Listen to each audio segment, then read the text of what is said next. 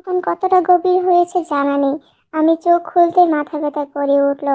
মনে হলো কিছুক্ষণ আগের ঘটনা। উনি আমার মাথায় পিস্তল রাখতে আমি জ্ঞান হারিয়ে ফেলেছিলাম। তারপর থেকে আর কিছুই মনে নেই।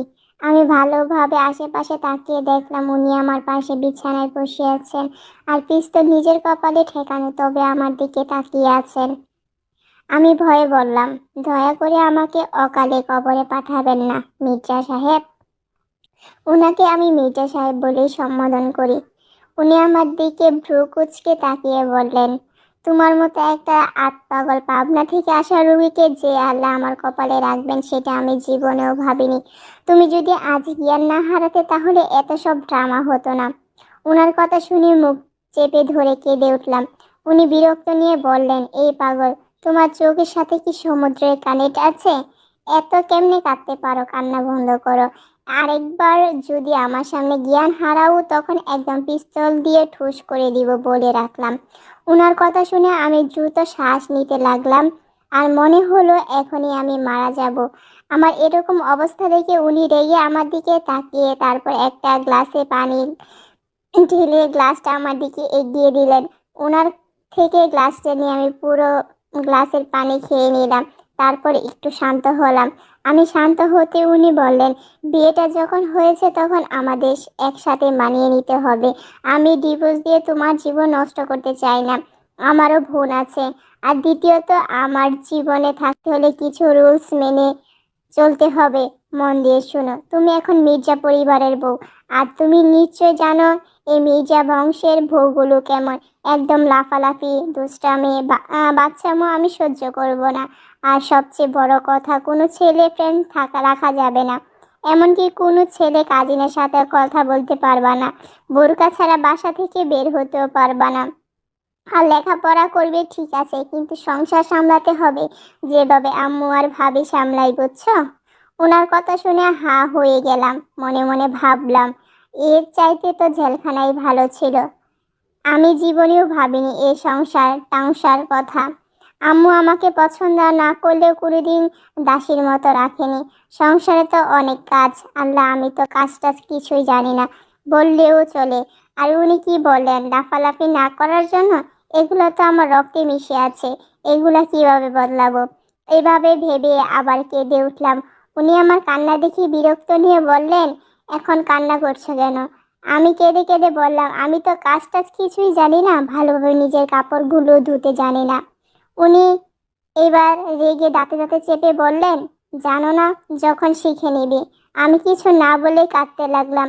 আমার কান্না থামছে না দেখে উনি বড় একটা ধমক দিয়ে বললেন, কান্না থামাও আর ফ্রেশ হয়ে আসো। এমন ময়লা জামা কাপড় তোমাকে আমি আর বিছানায় জায়গা দিব না। কি হলো, যাও। ওনার ধমকের সাথে সাথে আমি তাড়াহুড়া করে উঠে দাঁড়ালাম।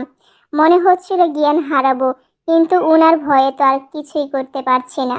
আম্মু বাসায় গিয়ে আমার জামা কাপড় বই খাতা যাবতীয় সব জিনিস পাঠিয়ে দিয়েছেন। আমি আমার ব্যাগ থেকে একটা ঘুমানোর জামা নিয়ে ওয়াশরুমের দিকে গেলাম। কয়েক মিনিট পর আমি ফ্রেশ হয়ে বের হলাম। প্লাজো প্যান্ট আর একটা লম্বা ঢিলে গলা টি শার্ট আর ওড়না। আমি বের হতেই দেখলাম উনি অন্য পাশে ফিরে শুয়ে আছেন। আমি কোথায় ঘুমাবো সেটাও ভাবছিলাম। যদি ওনার পাশে শুয়ে পড়ি তাহলে নির্ঘাত জ্ঞান হারাবো হয়তো। এইসব ভাবছিলাম তখন উনি হুট করে আমার দিকে তাকালেন। ওনার তাকানো দেখে আমি কেঁপে উঠলাম। উনি আমাকে পুরোপুরিভাবে স্কিন করে বললেন, এসব জামা আমার বাহিরে পড়তে যেও না। আগে থেকে আগে পড়তে তখন অন্য কথা, এখন তুমি বিবাহিত আর রুদ্র মির্জার ওয়াইফ, সেটাও মনে রাখবে। আর আমার পাশে শুয়ে পড়ো। ফের কিছু না বলে মাথা নাড়িয়ে আচ্ছা বুঝলাম। তারপর উনি আবার অন্য পাশে ফিরে ঘুমানোর চেষ্টা করলেন। আমি আস্তে আস্তে বিছানার দিকে এগিয়ে বললাম। অনেক চিন্তা ভাবনা করে অবশেষে শুয়ে পড়লাম। আমাদের মাঝে বেশি দূরত্ব। আমি শুধু আল্লাহ আল্লাহ করছি। আমার ঘুমের মধ্যে উল্টা পাল্টা করার অভ্যাসও আছে। প্রায় আমি এপাশ ওপাশ করতে করতে বিছানা থেকে পড়ে যাই। ক্লান্ত এসে ভর করলো শরীরে আর ঘুম হানা চোখে। সকাল সকাল কারো ধাক্কা নড়াতেই ঘুম ভেঙে গেল রুদ্রর। কিন্তু যখন চোখ খুলে ভালোভাবে দেখলো যে তো তাকে কেউ ধাক্কা দেয়নি, বরং নূরের দুই পা তার উপরে দেওয়া, আর তার মাথা বিছানা শেষের দিকে আরেকটু হলে পড়ে যাবে। রুদ্র বিরক্ত নিয়ে নূরকে ঠিক করতে যাবে, তখনই তার চোখে যায় এলোমেলো নূরের দিকে। নূর ধবধবে ফর্সা না হলেও ফর্সা বলা চলে, মোটামুটি ফিট আছে, না মোটা না শুকনা। তার জামা কাপড় একদম এলোমেলো, হাঁটুর পর্যন্ত উঠে গেছে, জামার উপরে উঠে অনেকটাই পেট বের হয়ে আছে। রুদ্র চোখ সরিয়ে নিল। নূর বেশ আবেদনময়ী, তাই সে দ্রুত নিজেকে সামলে উঠে ওয়াশরুমে চলে গেল। নূরকে আর ডাকলো না। বিছানা থেকে যেতই নূরের ঘুম ভেঙে গেল একটানা, নতুন না তাও সে কোমর ধরে আশেপাশে তাকিয়ে অবাক হয়ে গেল। মনে মনে ভাবলো সে হয়তো স্বপ্ন দেখছে, কিন্তু ওয়াশরুম থেকে রুদ্রকে বের হতে দেখে তার গতকালের সব ঘটনা মনে পড়ল। নূরকে নিচে বসে দেখতেই ভ্রু কুঁচকে রুদ্র বলল, এই রুগী এভাবে নিচে বসে আছে কেন? আমি ওনার কথা শুনে ভয়ে ভয়ে আর মুখ কালো করে বললাম, আসলে আমি বিছানা থেকে পড়ে গেছি। আমার কথা শুনে উনি আমার দিকে তাকিয়ে কিছুক্ষণ তাকালেন, তারপর হালকা হেসে ঠোঁট কামড়ে বললেন, এমন পাগল যে আমার কপালে ছিল তা আমার জানা ছিল না, বলে রুম ত্যাগ করলো। ওনার কথা শুনে মন খারাপ করে ফ্রেশ হতে চলে গেলাম। ফ্রেশ হয়ে এসে একটা সেলোয়ার কামিজ পরে নিলাম। কিন্তু কিছুক্ষণ পর আন্টি, মানে যে এখন আমার শাশুড়ি, উনি আর ভাবি আসলেন, মানে মারিয়ার বড় ভাবি। ওনাদের হাতে কিছু শাড়ি আর গহনা, প্রায় 7-8টা শাড়ি হবে। শাশুড়ি মা বললেন, কেমন আছো নূরমণি? উনি আমাকে এইভাবে সম্বোধন করেন। আমি বললাম, ভালো আছি আন্টি। আপনি ভালো আছেন? আসলে আন্টি সরি, আমি জানতাম না এত সব ঘটনা ঘটে যাবে, মনে খারাপ করবেন না বললাম। শাশুড়ি মা মুচকি হেসে বললেন, তোমাকে ছেলের বউ হিসেবে পেয়ে আমি ভীষণ আনন্দিত। আমি মনে মনে এটাই চেয়েছিলাম। তবে রুদ্রের ভয়ে কিছু বলেনি, আর আমাকে আন্টি নয় আম্মু কিংবা মা বলেই ডাকবে। আমি মাথা নাড়িয়ে আচ্ছা বুঝলাম। তখন ভাবি বললেন, তোমাকে আমি ছোট বলেই ডাকবো কেমন? আমি হেসে বললাম, ঠিক আছে ভাবি। তারপর শাশুড়ি মা বললেন, এবারে সব বউদের শাড়ি পরতে হয়, আজ থেকে তুমিও পরবে। আর এই নাও, এখানে অনেক গহনাও আছে, এসব আমি অনেক আগেই বানিয়ে রেখেছিলাম মেজ ছেলের বউয়ের জন্য। এখন যখন তুমি তার বউ, তখন এসব তোমার। আমি ওনাদের দিকে অসহায় চোখে তাকিয়ে বললাম, আমি তো শাড়ি পরতে জানি না, গহনা পরতে পছন্দ করি। ভাবি হেসে বললেন, সে আমিও ছিলাম তোমারই মতো, কিন্তু এখন দেখো এগুলো না পরলে ভালোও লাগে না। তারপর শাশুড়ি মায়ের দিকে তাকিয়ে বললেন, আপনি যান মা, আমি ওকে রেডি করে আনছি। তারপর শাশুড়ি মা চলে গেলেন। তারপর ভাবি আমাকে লাল একটা শাড়ি পরিয়ে দিলেন, ঠিকভাবে পিনও করে দিলেন যাতে শাড়ি না খুলে যায়, পরে না যায়। তারপর হাতে মোটা বালা, সুন্দর করে হিজাব করে তার উপরে টিকলি দেওয়া, আর শেষে নাকফুল ব্রেস রেডি। ভাবি আমার শাড়ি আরো ঠিক করে দিতে দিতে বললেন, জানো কপাল খারাপ তোমার আর আমার, না হলে কি এই ধুর বউ হয়ে আসতাম এই ঘরে। ইচ্ছে মতো শ্বাস নেওয়ার স্বাধীনতা নেই। তোমার ভাইয়া যে কি পরিমাণ তেজিস আমাকে নিয়ে, আর ছোট ভাইও কম না, সর্বমাত্র বিয়ে হয়েছে, আস্তে আস্তে বুঝবা কত ধানে কত চাল। ভাবির কথা মানে আমি বেশ বুঝেছি, আমার জীবন যে জেলখানার পরিণত হবে এই একেবারে শিওর। ওনার জন্য ঠিকভাবে শ্বাসটাও নিতে পারবো না, হারাতেও পারবো না ইচ্ছে মতো জ্ঞান। আমার জ্ঞান হারানো আমাকে মিস করবে, এইসব ভেবে কাঁদো কাঁদো চেহারাই করলাম।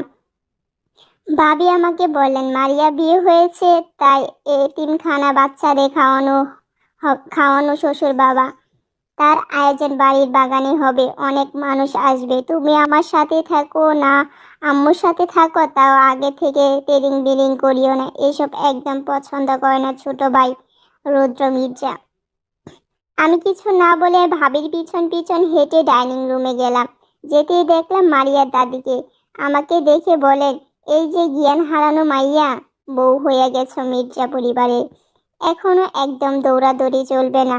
আর কিছু না বলে মাথা নাড়ালাম। এখানে কোনো বাড়ির পুরুষকে দেখলাম না, হয়তো সবাই নিচে এতিমখানা বাচ্চাদের খাওয়ানো ব্যবস্থা করছেন। সকালে নাস্তা করতে করতে শুনলাম দাদি শাশুড়ি বলছেন রুদ্র মির্জা নাকি আমার আর ওনার বিয়ে বড় করে করতে চান না, যেভাবে আছেন সেভাবেই থাকতে চান, আর কোনো ধরনের অনুষ্ঠানও করতে চান না। এটা নাকি ওনার অপছন্দ। বাড়ির বউকে হাজারো পুরুষ দেবে সেটা উনি মেনে নেবেন না। ওনার কথাগুলো শুনে আমি অবাক হলাম। এরকম করে কতজন ভাবে। মনে মনে খুশি হলাম, ওনার পরিবার আসলে অন্যরকম, কিন্তু ভয় হয় সব সামলাতে পারবো তো। সকালে তো মির্জা সাহেবকে দেখলাম না, এতে অবশ্যই আমার ভালোই লেগেছিল। ওনাকে দেখলেই কাঁপাকাঁপি শুরু হয়ে যায়। দুপুরে খেয়ে রুমে আসলাম, তবে রুমের দরজা বন্ধ করতে ভুলে গেলাম। আর ভাবছি শাশুড়ি মার কথাগুলো, উনি বলছেন সপ্তাহ খানেক পর যেন ভার্সিটি যাওয়া শুরু করি মারিয়ার সাথে। এর আগে যেন ভালোভাবে সংসার সামলানোটা শিখতে পারি। তাই উনি আমাকে সব কাজ শিখিয়ে দিবেন বলছেন। সেই সব ভেবেই ব্যাগ থেকে সব কাপড় বের করে ওনার আলমারিতে একপাশে সব গুছিয়ে রাখলাম। উনি আমার জন্য জায়গা করে দিয়েছিলেন। আমি এক পাশে শাড়ি আর এক পাশে আমার সেলোয়ার কামিজগুলো রাখলাম। ভাবলাম এখন তো আর রুম থেকে বের হতে হবে না, রুমে কেউ আসবে, আর আসলেও দরজা বন্ধ সেটা আমি ভাবি। বুক থেকে আঁচল সরিয়ে শুয়ে পড়লাম। ঘুম চোখে নামবে নামবে ভাব। এই সময় কেউ ঠোকাস করে দরজা খুলে ভিতরে আসলো। কে আসলো দেখতেই আমি চমকে গেলাম, রুদ্র মির্জা। উনি আমার দিকে তাকিয়ে চোখ বড় বড় করে ফেললেন, তারপর রাগী চোখে তাকালেন। আমি নিচে তাকালাম। আমি ভয়ে কেঁপে উঠলাম, আর কেঁপে কেঁপে শাড়ি ঠিক করে নিলাম। উনি যে এখন রুমে আসবেন আমি ভাবতেও পারিনি। আর আমি জাফর যে ঠিকভাবে দরজা বন্ধ করি তাও মনে নেই। এখন নিশ্চয়ই উনি আমাকে আমাকে ওনার যে বিখ্যাত পিস্তল দিয়ে ঠুকুস করবেন। আর ভুল ত্রুটি হলে ক্ষমা করবেন।